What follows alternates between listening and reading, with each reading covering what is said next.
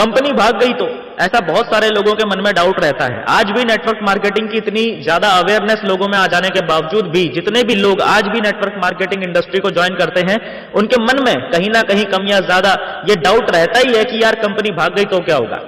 इसी वजह से ये एक इंपॉर्टेंट क्वेश्चन बन जाता है जिसका अच्छे से जवाब दे पाना आप सबको आना चाहिए। देखो, फॉलोअप के दौरान अगर यह सवाल आपके सामने आता है तो कैसे इसका अच्छे से जवाब देना है, इस बारे में हम इस वीडियो में बात करने वाले हैं। लेकिन उससे पहले मैं आप लोगों से जानना चाहता हूं कि क्या आप लोगों के सामने भी यह सवाल आ चुका है?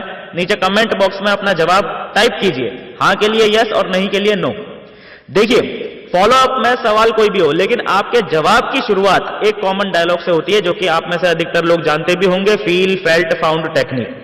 हमारा सबसे पहला डायलॉग होता है, सर आप बिल्कुल सही बोल रहे हैं, सर आप बिल्कुल सही बोल रहे हैं, मुझे भी बिल्कुल ऐसा ही लगता था, लेकिन सर मेरा स्वभाव ऐसा है कि कोई भी बात हो मैं उसके कारणों पे जरूर गौर करता हूं कि आखिर ऐसा क्यों हो रहा है। और मैंने जरा पता लगाने की कोशिश करी कि आखिर जो कंपनी बंद हो जाती है या जैसा कि आपने बोला कि भाग जाती हैं, उनके पीछे कारण क्या होते हैं। तो जो मुझे पता चला वो मैं आपको यहां पर बताना चाहूंगा।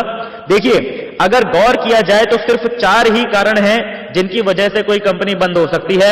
आज तक की जितनी भी कंपनियां बंद हुई हैं, इन्हीं में से किसी एक कारण की वजह से बंद हुई हैं। समझ में आया? पहला कारण, अगर कंपनी उधार यानी कर्जे में चली जाए तो बंद हो सकती है। दूसरा कारण, अगर कंपनी का मैनेजमेंट फेल हो जाए तब कंपनी बंद हो सकती है, यानी कंपनी का इंटरनल सिस्टम यदि ठीक से काम ना कर पाए, जैसे कि प्रोडक्ट्स अवेलेबल ना हो पा रहे हो या प्रोडक्ट्स की क्वालिटी ही एकदम घटिया हो, लोगों को उनका कमीशन सही से और टाइम पर ना मिल पा रहा हो। ऐसे बहुत से छोटे बड़े कारण होते हैं जिनकी वजह से कंपनी बंद हो सकती है। पर ऐसे किसी कारण की वजह से बंद अगर किसी कंपनी को होना होता है तो वो पहले 2 से 3 साल में ही हो जाती है। नॉर्मली अगर कोई कंपनी मार्केट में 3 से 4 साल टिक जाती है तो वो इस कारण की वजह से बंद नहीं होती। तीसरा कारण किसी कंपनी के बंद होने का यह होता है कि यदि कंपनी हजारों लाखों लोगों का रुपया अपने पास इकट्ठा कर ले तो भी चांसेस हैं कि वो कंपनी रातों रात मार्केट से गायब हो सकती है। जैसे नेटवर्क मार्केटिंग के नाम पे तरह तरह के इन्वेस्टमेंट प्लान लोगों को बेचने वाली कंपनियां, बचत योजनाओं वाली कंपनियां, किस्तों में प्लॉट या मकान बेचने वाली कंपनियां, एफडी आरडी के नाम पे लोगों का पैसा इकट्ठा करने वाली कंपनियां, ये सभी इसी कैटेगरी में आती हैं। लेकिन एक प्योर प्रोडक्ट बेस्ड कंपनी किसी का पैसा इकट्ठा नहीं करती। जैसे कोई प्रोडक्ट सेल होता है तो उस सेल्स का जिस व्यक्ति को जितना कमीशन जाना होता है उतना उसे देके ट्रांजैक्शन को क्लोज कर देती है। इसीलिए प्योर प्रोडक्ट बेस्ड कंपनीज इसी कारण की वजह से बंद नहीं होती। और चौथा कारण है कि अगर कंपनी गवर्नमेंट के रूल्स एंड रेगुलेशंस को यानी डायरेक्ट सेलिंग की गाइडलाइंस को ही अगर फॉलो नहीं कर रही हो तो भी कोई कंपनी बंद हो सकती है।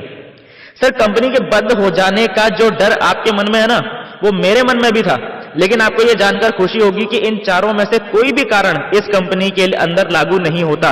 और यही बात इस कंपनी को भरोसेमंद और लाइफ टाइम इनकम देने वाला रिलायबल प्लेटफॉर्म बनाती है। सर, बंद हो जाने वाली या कहूं भाग जाने वाली कंपनियों की एक और खास पहचान मैं आपको बताना चाहूंगा। सर, जो कंपनी भागने के इरादे से मार्केट में आती है उस कंपनी का मालिक कभी भी लोगों के बीच नहीं आता।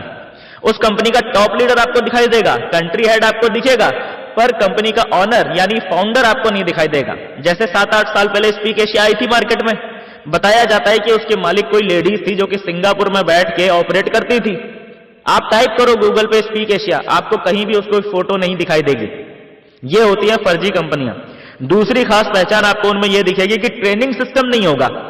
कंपनी की मीटिंग हो सकता है जगह जगह पे हो रही होंगी, कंपनी का प्लान चीख के बताया जा रहा होगा, बड़े बड़े चेक लोगों के दिखाए जा रहे होंगे, बड़ी चकाचौंध आपको जरूर दिख सकती है, पर लोगों को नेटवर्क मार्केटिंग इंडस्ट्री के लिए शिक्षित और जागरूक नहीं किया जा रहा होगा, क्योंकि ऐसी कंपनियां चाहती ही नहीं है कि लोगों में जागरूकता आए, क्योंकि अंधे लोगों की भीड़ से ही इनका धंधा चलता है।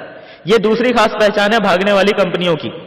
गौर करने वाला नेक्स्ट पॉइंट यह भी है सर कि जिस कंपनी का खुद का एक भी ऑफिस पूरे देश में ना हो, यानी किराए की बिल्डिंग में जिसका ऑफिस चल रहा हो, उस कंपनी के भी चांसेस होते हैं कि वो फ्यूचर में बंद भी हो सकती है। क्योंकि किराए की बिल्डिंग में ऑफिस चलाने का मतलब यह होता है कि कंपनी की फाइनेंशियली कंडीशन बहुत ज्यादा स्ट्रांग नहीं है, और इसका एक मतलब यह भी होता है कि आसानी से भागा जा सके। खास बात यह है कि भागने वाली कंपनियों से डरो मत। लोग बोल रहे हैं स्पीक एशिया क्यों भागी, कारण बताओ आप उनको। लोग बोलते हैं फलानी के साथ ये हुआ, फलानी के साथ वो हुआ, आपके साथ ऐसा क्या नहीं होगा, आपकी क्या गारंटी है। लोग गारंटी पूछते हैं। उन्हें बताओ कि सर गारंटी तो आज तक इस दुनिया में किसी भी चीज की नहीं है कि आगे क्या हो सकता है, लेकिन आज तक के डाटा तो ये बोल रहे हैं, और दुनिया में डाटा ही बोलते हैं सिर्फ।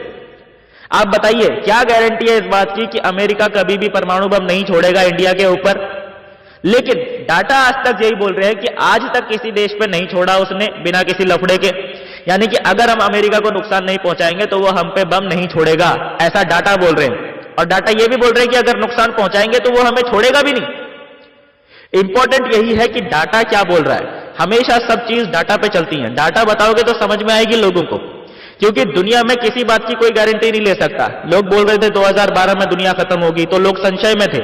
कुछ लोग बोल रहे थे नहीं होगी, कुछ लोग बोल रहे थे होगी, और दोनों ही सही थे। क्यों? क्योंकि 2012 तो आई नहीं थी ना, कुछ भी हो सकता था। लेकिन डाटा ये बोल रहे हैं कि अभी तक दुनिया खत्म नहीं हुई है तो आगे भी नहीं होगी। ये कारण है इसके। इसी तरह नेटवर्क मार्केटिंग में लोग आपकी कंपनी की गारंटी पूछते हैं, आप डाटा बताओ।